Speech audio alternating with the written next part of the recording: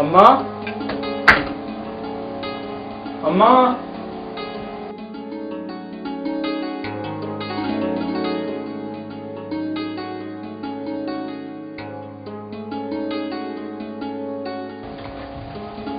அம்மா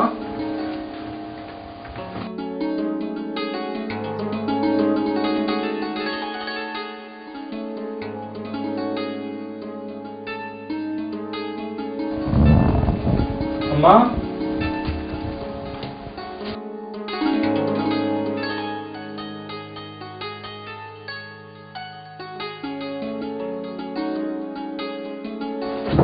அம்மா அங்க போயிட்டா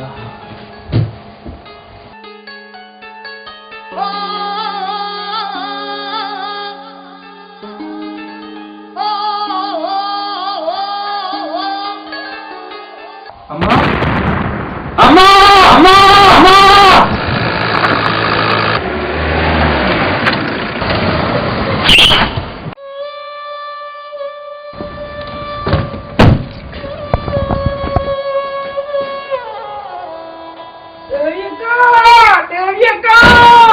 ஐயோ எனக்கு தேவியக்கா உனக்கு என்னடி நடந்தது இப்படி எனக்கு நடந்தது தேவி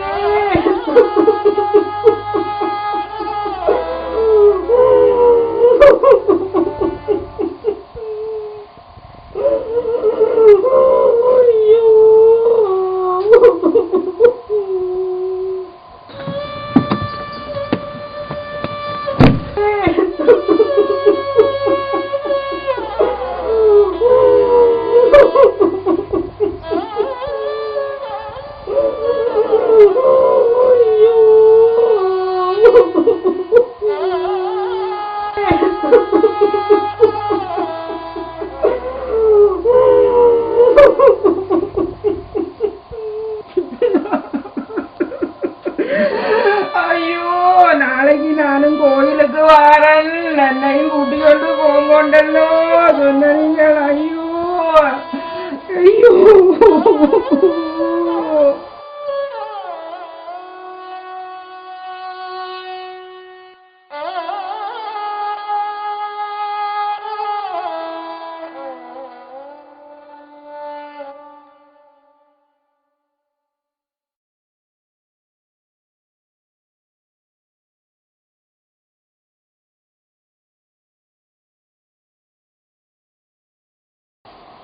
கோல் பண்ணி பார்த்தனா அம்மா அடுக்கேன் வீட்டை வந்து பார்த்தா இப்படி இருக்காங்க.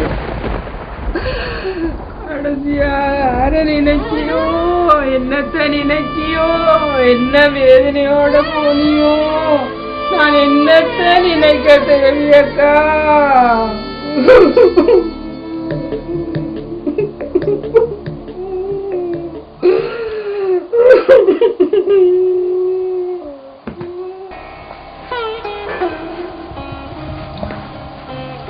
அண்ணா ஊரில் உள்ள ஆக்களுக்கு நான் அறிவிக்கிறேன். ரேடியோ டிவிக்கும் சொல்றேன். அம்மாக்கு என்ன பேர தெரியும் தானே, நிறைய தெரிஞ்ச ஆக்கள் இருக்கலாம். செல்வ செய்ய மாட்டியா எல்லாம் நீங்கள் ஊர்ல இருந்த நீங்கள் ஊர்ல இருந்து வரவே கேட்டா நான் என்னத்த சொல்லுவேன்? தெரிச்சு போயிட்டீங்களோ?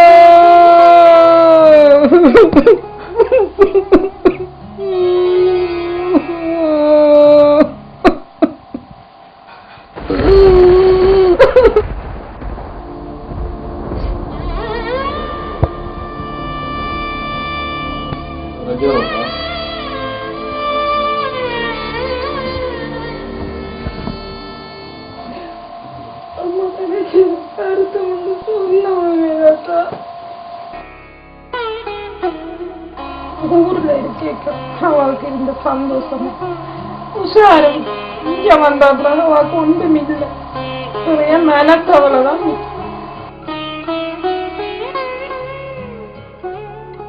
பாவம் அம்மா, எங்களுக்கு எந்த கஷ்டமும் தெரியல. ஆனா இங்க பொதுவா எல்லாரும் செய்து கொண்டுட்டு தானே நானும் செய்தேன்.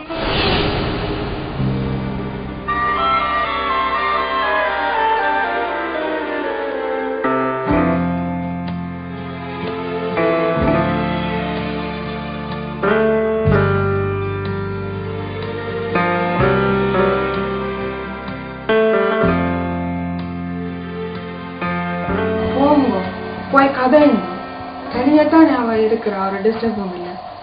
போய் கதைக்கலாம். கதைக்கிறது பிரச்சனை இல்லை சுமதி, ஆனா எப்படி தொடங்குறது தான் பிரச்சனை. என்ன கல்யாண பேச்சுக்கா போறீங்க? எப்படி முடிக்கிறது, எப்படி தொடங்குறது எல்லாம் பாக்குறதுக்கு சுத்தி வளர்க்காம பட்டாண்டு விஷயத்த சொல்லுங்க. அம்மா எதுவும் நினைச்சிருவான்ட்டு பயமா இருக்குது சுமதி. அம்மா எது நினைச்சு உங்களுக்கு என்ன நட்டம் பெறப்போகுது? உங்களோட அம்மா எது நினைச்சா இந்த பிரிட்டிஷ் கவர்மெண்ட் உங்களோட சிட்டிசன்ஷிப்பை பறிச்சிடுங்க. இல்ல அதுக்கு இல்ல, இப்படி அம்மா இந்த இடத்து கொண்டு இருந்தீங்களா, அம்மா என்ன நினைக்கிறாவோ இல்லையோ நானும் பிள்ளைகளும் உங்களை தப்பா நினைச்சிடுவோம்.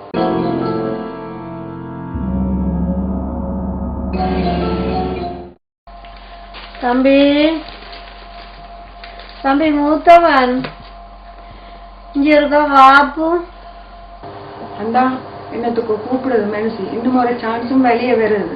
இப்படியே எதுல நின்று யோசிச்சு கொண்டே நிக்காம போய் என்னன்னு கேளுங்க, கேட்டுட்டு அப்படியே உங்களோட விஷயத்தையும் சொல்லி போட்டு வாங்க. தம்பி தம்பி மூத்தவன் கூப்பிடுறாங்கல்ல, போங்க. அவன் அம்மா கூப்பிட்டுனீங்களா? ஓம் தம்பி, உன்னை எத்தனையோ தரம் கூப்பிட்டேன் நான், நீயும் ஓமண்ண இல்லை. அப்ப நீ உங்க இல்லையாக்க மாட்டேன் நான் நினைச்சேன். போற போக்கு நான் வீட்டுல இல்லாம வெளியேற வரும் போல கிடக்கு. ஏன் அப்போ ஏன் வீட்டுல பிரச்சனை? வீட்டுல என்ன பிரச்சனை அம்மா?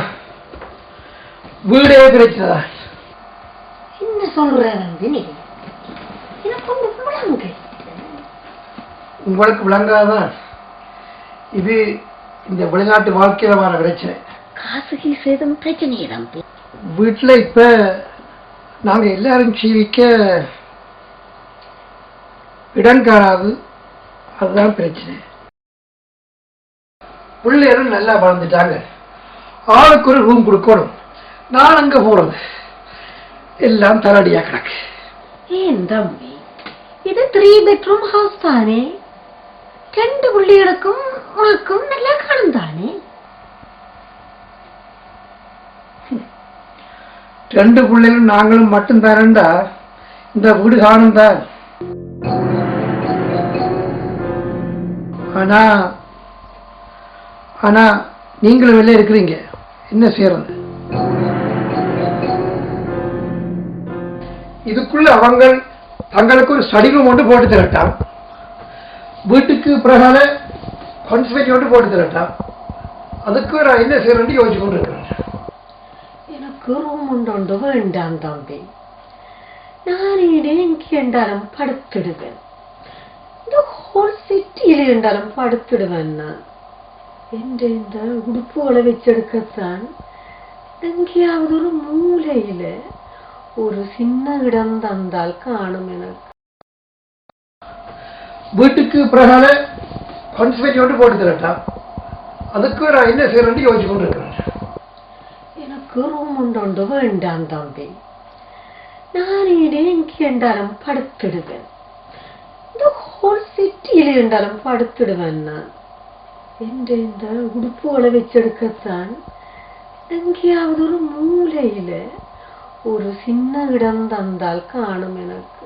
சிச்சி, அது என்னடம்மா சும்மா சேட்டிலையும் கதலையும் படுத்தலும்புறது, அது உங்களுக்கு நல்லதில்லை. என்ன செய்கிறதாப்பா, நிலைமைக்கு தக்கத நாங்கள் எங்களை அட்ஜஸ்ட் பண்ண வேண்டியது தானே. சும்மா கதைக்கு அப்படி சொல்லாமா, ஆனா கேட்கல சரியான கஷ்டம். என்ன கஷ்டம் மோய்? ஊர்ல ஆளுக்கு ஒரு ரூம்லயே இருந்து சீச்சு வந்த நாங்க எல்லாம் மனசுலதான் இருக்குது. இஞ்சி எல்லாம் வெதறதான் இருக்கு. இந்த குளிர்நாடுல எம்பர் இடத்துலயும் படுத்தலும் பேருமே. அது என்னாலே ஏலும் மோனே, உங்களை எல்லாம் பெற்று வளர்க்க இவ்வளவு தாங்கிட்டேன், இது தாங்க இயலாது எனக்கு. நீங்கள் தாங்குவீர்கள். நாளைக்கு உங்களுக்கு இது நடந்தா ஹெல்த் அண்ட் சேஃப்டி அது இதுன்னு என்ன எல்லாம் தூக்கிட்டு போயிடுவாங்க.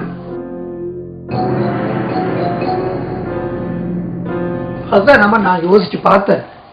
நீங்கள் என்னோட இருக்கிறத விட தம்பி நேசோட இருக்கிறது தான் உங்களுக்கு நல்லது, எனக்கு நல்லது. ஏன் ராசா என்ன அவனோட அனுப்புறேன்? நான் இங்கே இந்த பேர குஞ்சோளையும் பார்த்து கொண்டு சந்தோஷமா இருப்பேன். இல்லை உங்களுக்கு மாதிரி சந்தோஷமா இருக்கும், ஆனா எங்களுக்கு அது சங்கடமாயில இருக்குமாமா. பிறந்த காலம் தொட்டு நான் பக்கத்துல இருந்து அவளை பராமரிச்சு கொண்டு வாரன். இப்ப திடீரெண்டு ஏன் அதுகள்கிட்ட இருந்து என்ன பிரிக்கிற? பிரிக்க வேணுமன்றது இந்த நோக்கம் இல்லை. எல்லாரும் சந்தோஷமா இருக்கணும்ன்றதான் இந்த விருப்பம். என்ற மூத்த பேரை குஞ்சுன்ற பிள்ளைப்பொறுப்பாக்கு நீ என்ன ஸ்பான்சர் பண்ணி கூப்பிட்டுறாட்டு நான் இங்க வந்திருக்க மாட்டேன்.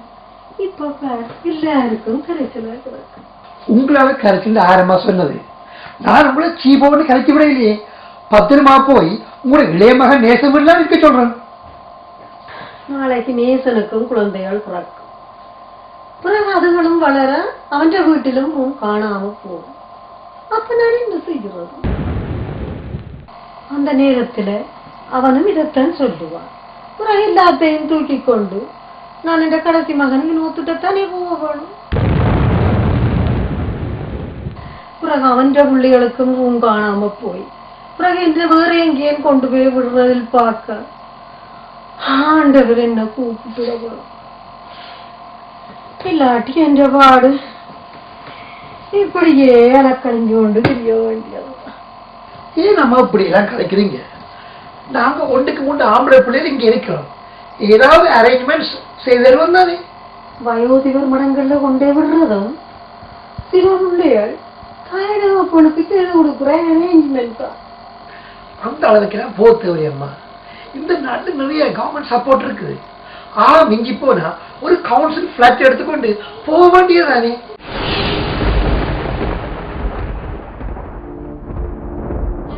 நானும் என்ன செய்திருக்கேன் அடிக்கடி பார்க்கிறதாலும் இந்த வேலை அப்படி.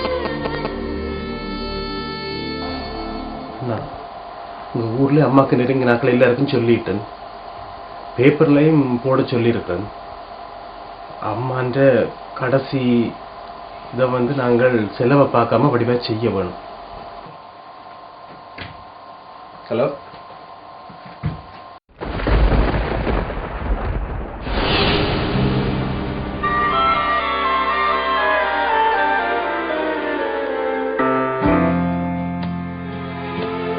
அண்ணா பகடி விடாத. நீ தான் அம்மாவை கூப்பிட்டே உங்க பிள்ளைகளை வச்சு பாக்குறதுக்கு. உனக்கு தான் கடமை இருக்கு அம்மாவை பார்க்க. சரி, நான் என் அம்மாவை கூப்பிடுறேன். உனக்கு உன் மனசு சோமெல்லாம் கேட்க அம்மாவே பார்த்தவ, பிறகு எனக்கு மட்டும் கடமை இருக்குன்னு சொல்றேன். அண்ணா, நான் எந்த நிலைமையா தெரிஞ்சுதான் அம்மாவை இங்க கூப்பிடல. நீ அம்மாவை இங்க கூப்பிட்டு போட்டு எனக்கு இப்ப சங்கடத்தை தராத. இல்லாட்டில் கொஞ்ச நாளைக்கு உன்னோடையும் கொஞ்ச நாளைக்கு என்னோடையும் அம்மா இருக்கட்டும்.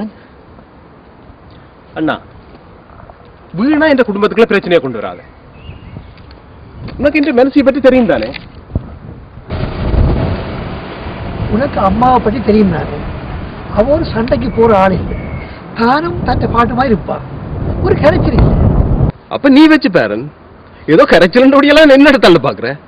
டேய் நேசன், எனக்கு வீட்டில் இடம் காணாது. பிள்ளைகள் வளர்ந்துட்டு அதுகளுக்கு தனித்தனி ரூம் வேணும். அதால இங்க பாருங்கண்ணா, அம்மா கரைச்சல் ஒன்றும் தராடலாம். எந்த மனசு சின்ன சின்ன பிரச்சனைகளை பெருசாக்கும். அதால சந்தோஷம் தான் கெடும். அதிலும் பார்க்க நீ உந்த வீட்டுல வச்சிரு, நான் அடிக்கடி வந்து பாக்குறேன். கொஞ்ச நாளைக்கு பேர் தம்பிக்குன்னு படிப்பு முடிய 2 வருஷம் இருக்குது. அதுக்கு பிறகு வீடொண்ட அவன் வாடகை எடுத்தோண்டு அம்மா வச்சு பார்க்கட்டுமே. அம்மா அவனுக்கு தான் இப்ப எல்லாத்தையும் கொடுக்குறா. அவனும் உன்ன மாதிரி மாற்றா. அவர் என்ன அப்படி சொல்றது? கல்யாணம் கட்டும் வரையுமென்றாலும் அவர் அம்மாவை பார்க்கத்தானே வேணும். அதை வச்ச கடமை தானே. அப்ப உன்ற கடமை என்ன? எல்லாருக்கும் கடமையை பிரிச்சு பிரிச்சு காட்டிக்கொண்டு நிக்கிறேன். அண்ணா வீணா 2 பேருக்கும் பிரச்சனை வேண்டாம். உங்களால பார்க்கலாட்டி ஐ மீன் உங்கள்ட வீட்டுல வசதி இல்லைன்னு நீங்கள் நினைச்சீங்கன்னு சொன்னா அம்மாவை கவுன்சில் வீட்டுல கொண்டே விடுவோம். அதுதான் எல்லாருக்கும் வசதி.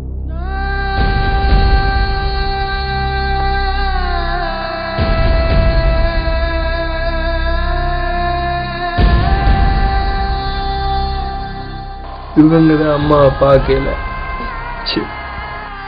நான் இருந்தாலும் கொஞ்சம் மாறல இருந்திருக்கலாம். பெரியனாலும் அப்படி, இன்னும் சரியான சூழ்நிலாம். நான் மட்டும் அம்மா